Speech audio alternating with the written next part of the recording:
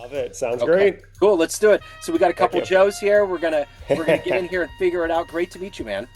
Yeah, great to meet you. I'll always love meeting another Joe. Yes, it's nice. I love it. So let's begin with this. When we look at the calendar right now, we're in mid-March, and 6 years ago, the whole world was beginning to change in all kinds of ways. How did you get through that COVID era, and how has it influenced the way that you work and live in 2026? Whew, that's a tough question. So honestly, with the government shutting down, with the world shutting down, the work I was doing supporting the U.S. federal government and the Department of Defense, they were basically like, go home. We can't have you here. And so as a company, as the work we did, we had this very interesting quiet period for a couple of months that we tried to support basically from afar. And that slowly transitioned into getting us back into the office. The work we do was on government networks, so can't be working from home like a lot of people were able to. And for me, what was interesting was that was actually like the quietest point in my life in the past 6 years. Yeah. And after that, life has definitely been lifing and it has started shaping really my perspective on a lot of things, particularly around balance and burnout and priorities. And so that's kind of been the past couple years where I've taken steps back. I've really evaluated what's important to me and how I'm showing up for other people. And so that transition definitely sped up the past couple years. So let's dig into the enterprise Wiser with Joe. And I want to know this. If I put you in front of a bunch of 13-year-olds at career day, and one of the kids wanted to know what you do for a living, how do you synthesize the life and the professional work that you do right now for it to make sense to their brains? I love that. So I would say to them, what do you want to be when you grow up? What do you want to do maybe in the next couple years? Do you think you can actually achieve those things? And they might give me a couple different answers. They might say they want to be an astronaut or they're not quite sure where they want to go. And so I'd ask him a couple more questions. Okay, how do you think you might get there? What makes sense to you in this moment for trying to achieve those goals in your life? And so they're like, okay, Joe, but you didn't answer my question. Like, I asked you to explain what you do. And so I'd say, well, that is basically what I do. I work with executives, I work with teams, I work with individuals that have these hopes and dreams and goals but aren't quite sure how to get there yet. Or sometimes it's so far out of their reality that they don't even know that that's even possible for them. And so, what I do for other people is to work with them, to give them ideas, to challenge them with questions, to provide coaching to help them achieve those goals, help them elevate to the next level that they're looking for, and to ultimately figure out who they want to be, not only in the future, but each and every single day. So, speaking of who we want to be, I'm going to take you back to that age in your life 13, 14. What did you want to be when you grew up? What was your dream gig? I had no dream gig. And that's where I always felt this misalignment, even when I started getting into high school and college, where I just kind of went along and knew I was this smart, quiet kid that wanted to get stuff done, but wasn't sure what that looked like. My background's computer engineering. I've been in the tech world for basically my whole original career. And the reason I fell into that was because I have two older brothers, both engineers, and both were like, well, we're doing it. Seems like it might be a natural thing for you to do. And so I laugh at that question, Joe, because I really resonate when people are in that gray area that I don't know what I want to do with my life, or I have a dream, but I don't know how to get there. And so it's through my past lived experiences of that ambiguity, of those challenging moments to say, don't worry, there are people, there's ways to help you get there. And that's why I always recommend if you're kind of stuck, find a coach, find a friend, find a priest, find anyone that can help you move a little bit farther. But that coach part of you is always hummed in you. Take me back to your beginnings. Are you originally from Baltimore? About 30 minutes south, born and Okay. raised in Maryland. Okay, so take me back to your beginnings. What were the seeds that were planted, whether it was conscious or subconscious growing up, that allowed you to gain this foresight, to gain this foothold on your career to help others? How did this happen? Definitely, it was a lot of parental influence. So my mom was a K through eighth school counselor for most of her latter part of her career. And then my dad is retired Army, was in for 20 years. And then his second career was a special education teacher, also for about 20 years. And so from a very early age, there was this foundation of giving back, of education, of learning, of growth. And so I look at so many moments in my life where they were teaching that to me either directly or so many ways indirectly of just the ways they allowed me to grow, the ways they challenged me to grow, and the ways that they encouraged me to help others grow. And so it was pretty natural as I stepped into coaching, as I stepped into leadership learning that it was going to be part of my life because it was just so foundational to my upbringing as well. So, talk to me a little bit about inspirations, people that have been, Mm. or heroic force that's allowed you to find your footing, even when you didn't know growing up, but you clearly know now, and you're helping other people know as well. Who was that for you? So for me, it was never one of those inspirational figures that was like a movie star or an artist or an author or anyone like that. Instead, it was the strong presence in my life through different people that were mentors, either directly or indirectly. Early on, it was a youth minister for me who really tried to set me up in ways of leadership and ways of leading others that at the time I would never have stepped up into myself. In college, it was another mentor who really challenged me to step into these different positions to really recognize the strengths that I could bring. And so, again, it was never one person that inspired me that was like, I want to be that guy, but instead, so many small individual people, and not small in their way, but just small in those moments that helped me get where I'm going. As another quick example, I did an internship during college, and I had probably one of the best bosses I could have asked for because he took the time, just like these other people, to sit with me once a week during lunch and coach me through so many different things. Did he have to? Was that part of his job description? Not at all. But because he took that time, Rob, the mentor, really cared about me as a person. And so through those experiences, that's why I love giving back because I recognize how impactful those things were for me.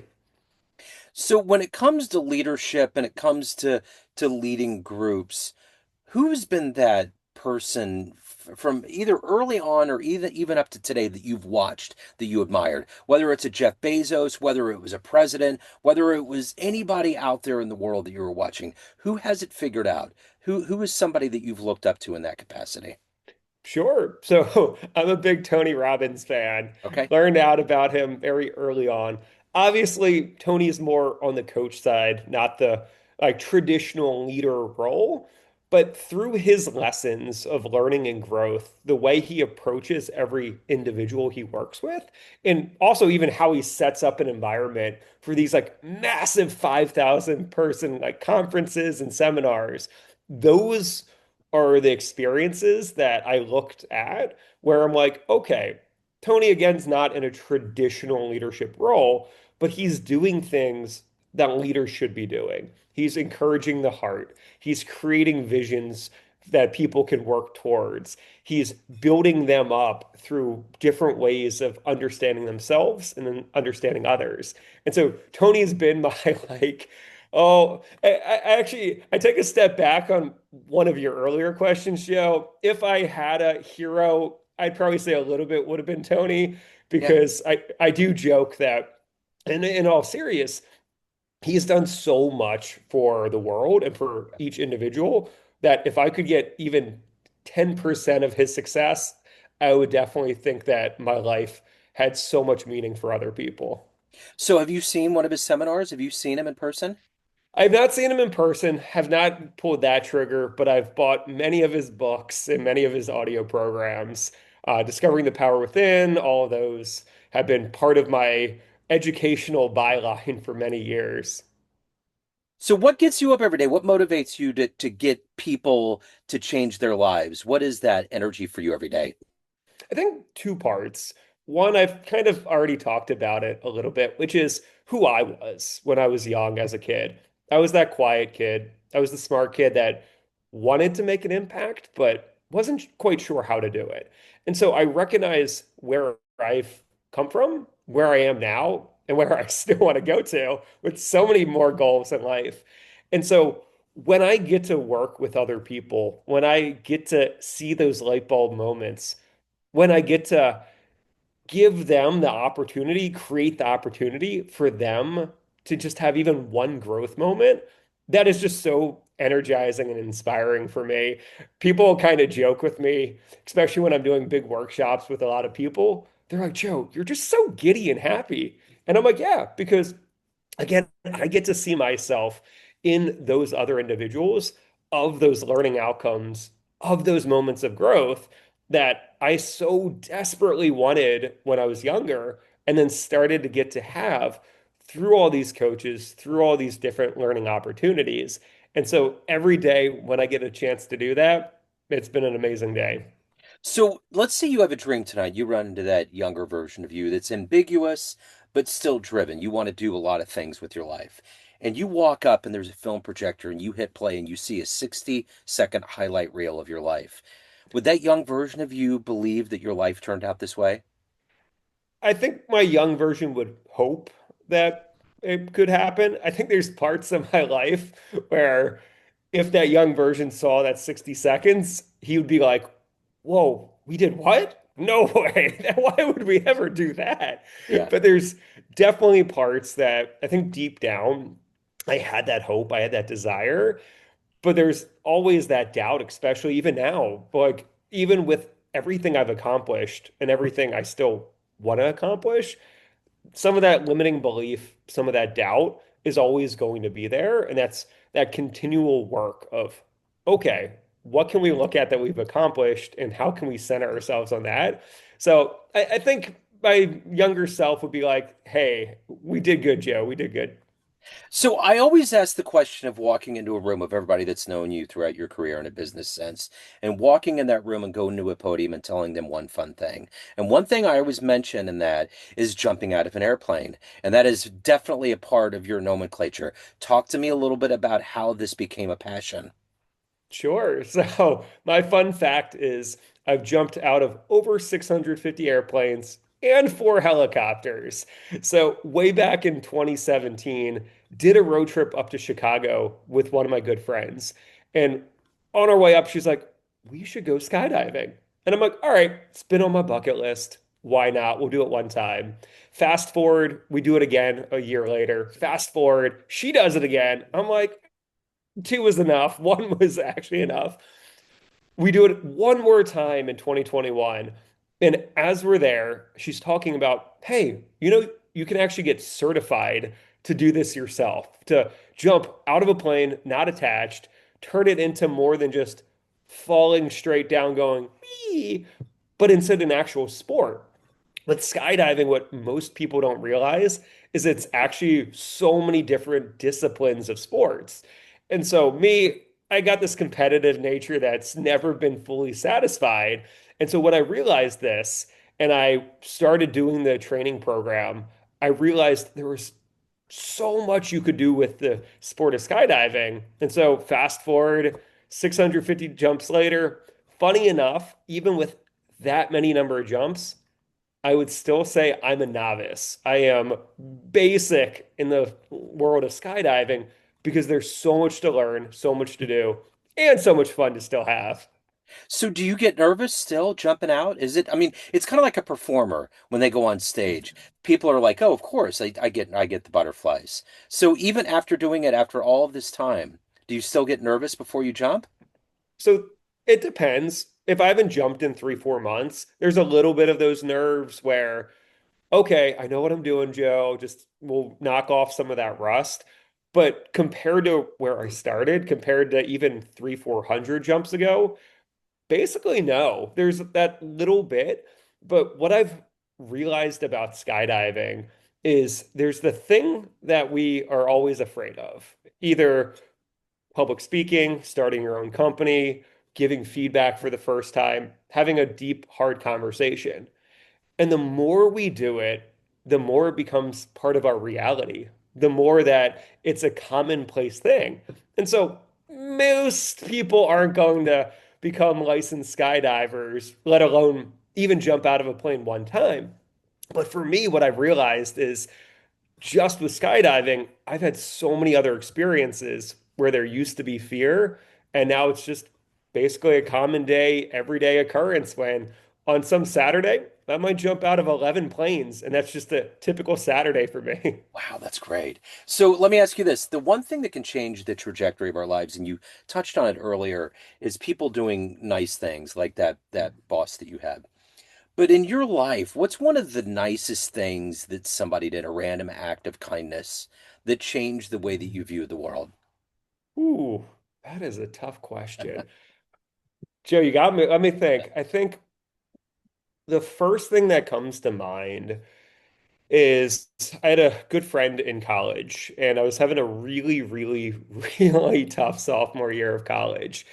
And that friend recognized sort of what was going on and took the time to really sit down with me and gave me space just to be myself and open up and decompress. And it was actually one of the first times as a young teenage boy that I was actually opening up fully to someone else. And so I still remember parts of that conversation, but it was the feeling, the experience that that friend took the time and found a way to create space for me. And so that's what I really reflect on again every time when I'm coaching. It's how do I create space for other people? Because sometimes when we only see the outside, we don't realize what's going on in the inside. And he knew what was going on in the inside for me, but he found a way to really help me start unpacking and working through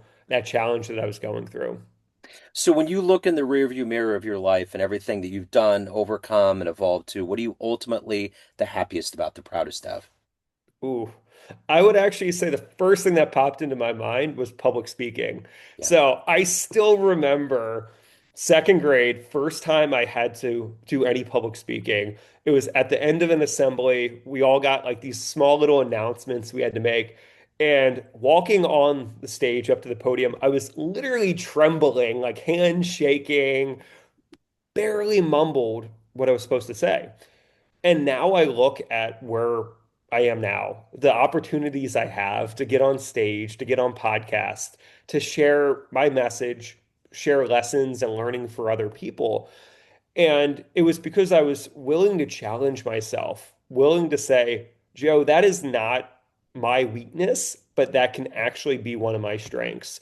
I know I have some internal power and some internal abilities that if we work on it, if we overcome that fear, we can get somewhere special and important.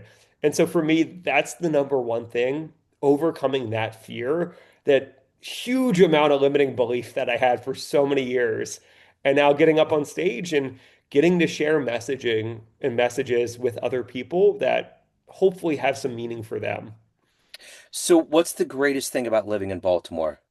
Ooh, I would say community.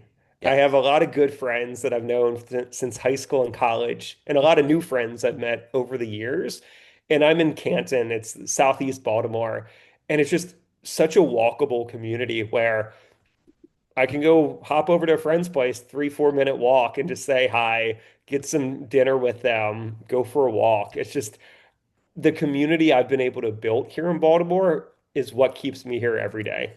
So at the end of the day, everyone has a perception of you. Family, friends, clients, everyone that knows you in different capacities, but you run the show. What's your perception of you? Who do you think you are? I think I'm gonna be honest. I'm that conflicted guy that has this exterior of everything's perfect and everything's going so smoothly and everything is just working in the way that he wants. But under the surface, as I alluded to, there's always still some of those challenges. And so the alignment that I've been working on the past year is allowing people to see a little bit more deeper into who I am. And so for me, that perception is kind of the thing I've been working on, which is just if you see a polished talk or you see a polished finished book or article or finished product, there was a lot of work that went behind that led up to it. And I see myself as still a work in progress. And so that's the thing that I do try to open up and share about as I get to know people, as I build that community. So, Joe, you clearly have a sense of adventure about you. If you could get into a time machine and go back in time and see one event in human history, where are you going? What do you want to see with your own eyes? Ooh. I think the first one, just because we were talking about skydiving, is the very first skydive. Yeah. I think that would be the coolest thing to see that person that was so willing to take this amazing leap of faith and land safely and start this whole new progression of thinking outside the box of what could actually be possible. I love it. So if anybody wants to delve into your services, your newsletter, any of the good news, anything that's going on in your world, where's the best place to go? Yep. So two places. One, connect with me on LinkedIn. I post leadership content, stories, and just a bunch of different philosophies on LinkedIn 2 to 3 times a week. And then also check out my website, wyserwithjoe.com. And that's wiser with a Y because the why is important. The why is the foundation of where we start at. And you can see the services I offer, the coaching I do, as well as some of the keynotes I also love to talk about. Right on. I will put all these links in the show notes. Joe, so great to connect with you. Thank you so much for your story. Thank you for your time. Best of luck with everything. Yeah, thanks so much, Joe. It was a pleasure talking with you. Yeah.